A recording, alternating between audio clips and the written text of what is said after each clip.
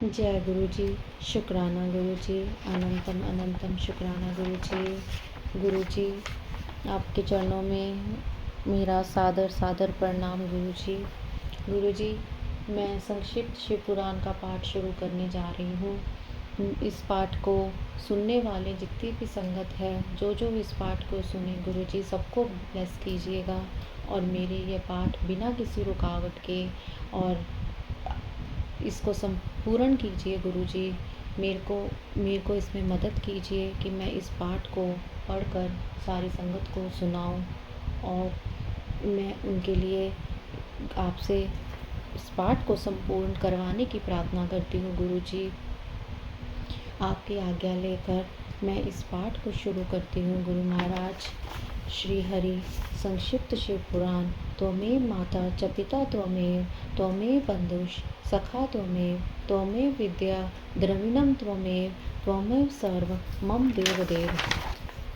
शिव पुराण एक प्रमुख तथा सुप्रसिद्ध पुराण है जिसमें परात्पर परब्रह्मा परमेश्वर के शिव अर्थात कल्याणकारी स्वरूप का तात्विक विवेचन, रहस्य, महिमा एवं उपासना का सुविस्तृत वर्णन है।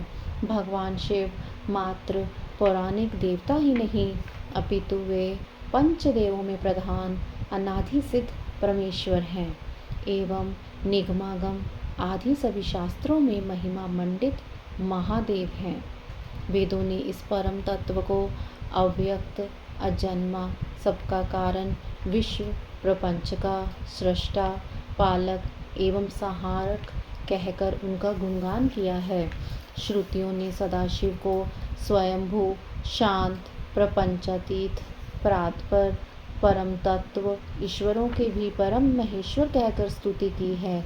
शिव का अर्थ ही है कल्याण स्वरूप और कल्याण प्रदाता। परम ब्रह्मा के इस कल्याण रूप की उपासना उच्च कोटि के सिद्धों, आत्म कल्याणकामी साधकों एवं सर्वसाधारण आस्तिक जनों सभी के लिए परम मंगलमय, परम कल्याणकारी, सर्व सिद्धिदायक और सर्वश्रेष्ठकर है।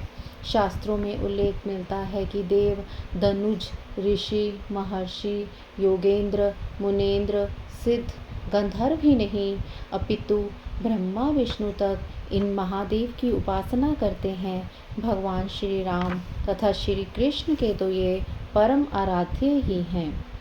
यह सर्वविदित तथ्य है कि प्राचीन काल से ही शिव उपासना का प्रचार प्रसार एवं बाहुल्य मात्र भारत के सभी प्रदेशों में ही नहीं अपितु न्यूनाधिक रूप से संपूर्ण विश्व में होता आ रहा है। पुराणानुसार शिव तत्व के विशद विवेचन के साथ शिव अवतार, महिमा, लीला, कथाओं के अतिरिक्त पूजा पद्धति एवं अनेक ज्ञानप्रद आख्यान और शिक्षाप्रद गंभीर तथा रोचक एवं प्रेरणादायक कथाओं का भी सुंदर संयोजन है। सभी श्रद्धालु, आस्तिक जनों एवं जिज्ञासु सज्जनों को इसका दुर्लभ और उपादेय ग्रंथ का अनुशीलन कर अधिकाधिक लाभ उठाना चाहिए। जय गुरु जी। शुक्राना गुरु जी। अनंतम अनंतम शुक्राना गुरु जी। चलिए संगत जी, अब शिव पुराण का पाठ शुरू करते हैं। पहला अध्याय। श्री गणेशाय नमः। श्री शिव पुराण महात्म्य। भावाधिमग्नं दीनं मा समुद्र भावार्णवात् कर्म गृहे गृहीतांग दासोहम तव शंकर। शौनक जी के साधन विशेषक प्रश्न करने पर सूत जी का उन्हें शिव पुराण की उत्कृष्ट महिमा सुनाना। श्री शौनक जी ने पूछा, महाज्ञानी सूत जी, आप संपूर्ण सिद्धांतों के ज्ञाता हैं। प्रभु, मुझसे पुराणों की कथा के सार तत्व का विशेष रूप से वर्णन कीजिए। ज्ञान और वैराग्य सहित भक्ति से प्राप्त होने वाले विवेक की वृद्धि कैसे होती है तथा साधु पुरुष किस प्रकार अपने काम, क्रोध आदि मानसिक विकारों का निवारण करते हैं। इस घोर कलिकाल में जीव प्राय असुर स्वभाव के हो गए हैं। उस जीव समुदाय को शुद्ध दैवी संपत्ति से युक्त बनाने के लिए सर्वश्रेष्ठ उपाय क्या है? आप इस समय मुझे ऐसा कोई शाश्वत साधन बताइए जो कल्याणकारी वस्तुओं में भी सबसे उत्कृष्ट एवं परम मंगलकारी हो तथा पवित्र करने वाले उपायों में भी सर्वोत्तम पवित्र कारक उपाय हो। तात वह साधन ऐसा हो जिसके अनुष्ठान से शीघ्र ही अंतःकरण की विशेष शुद्धि हो जाए तथा उससे निर्मल चित्त वाले पुरुष को सदा के लिए शिव की प्राप्ति हो जाए। श्री सूत जी ने कहा, मुनि श्रेष्ठ शौनक, तुम धन्य हो, क्योंकि तुम्हारे हृदय में पुराण कथा सुनने का विशेष प्रेम एवं लालसा है। इसलिए मैं शुद्ध बुद्धि से विचार कर तुमसे परम उत्तम शास्त्र का वर्णन करता हूँ। वत्स, वह संपूर्ण शास्त्रों के सिद्धांत से संपन्न, भक्ति आदि को बढ़ाने वाला तथा भगवान शिव को संतुष्ट करने वाला है। कानों के लिए रसायन अमृत स्वरूप तथा दिव्य है, तुम उसे श्रवण करो। मुने, वह परम उत्तम शास्त्र है शिव पुराण, जिसका पूर्व काल में भगवान शिव ने ही प्रवचन किया था।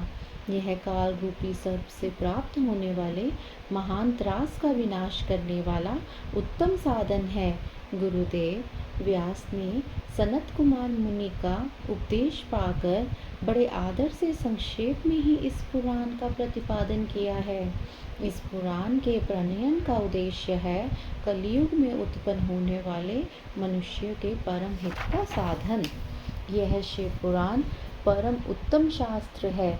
इसे इस भूतल पर भगवान शिव का वाङ्मय स्वरूप समझना चाहिए और सब प्रकार से इसका सेवन करना चाहिए।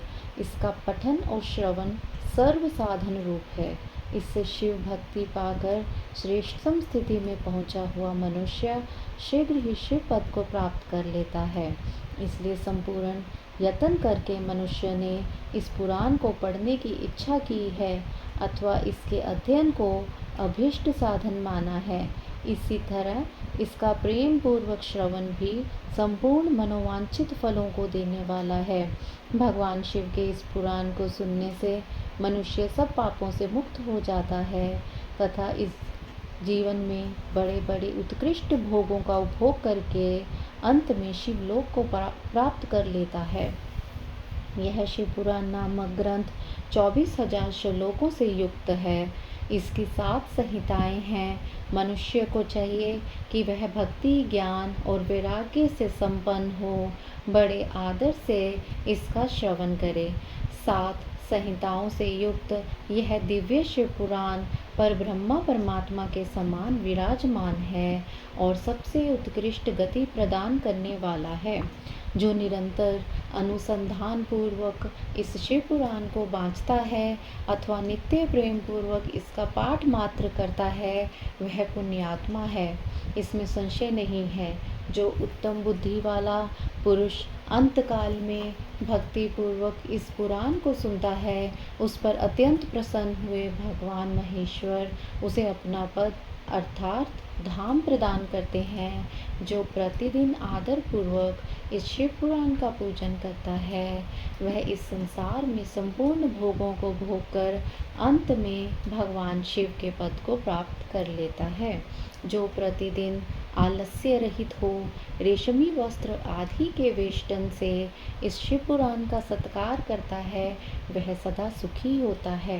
यह शिव पुराण निर्मल तथा भगवान शिव का सर्वस्व है। जो इहलोक और परलोक में भी सुख चाहता हो, उसे आदर के साथ प्रयत्न पूर्वक इसका सेवन करना चाहिए। यह निर्मल एवं उत्तम शिव पुराण धर्म, अर्थ, काम और मोक्ष रूप चारों पुरुषार्थों को देने वाला है। अतः सदा प्रेम पूर्वक इसका श्रवण एवं पाठ करना चाहिए। जय गुरु जी, शुक्राना गुरु जी।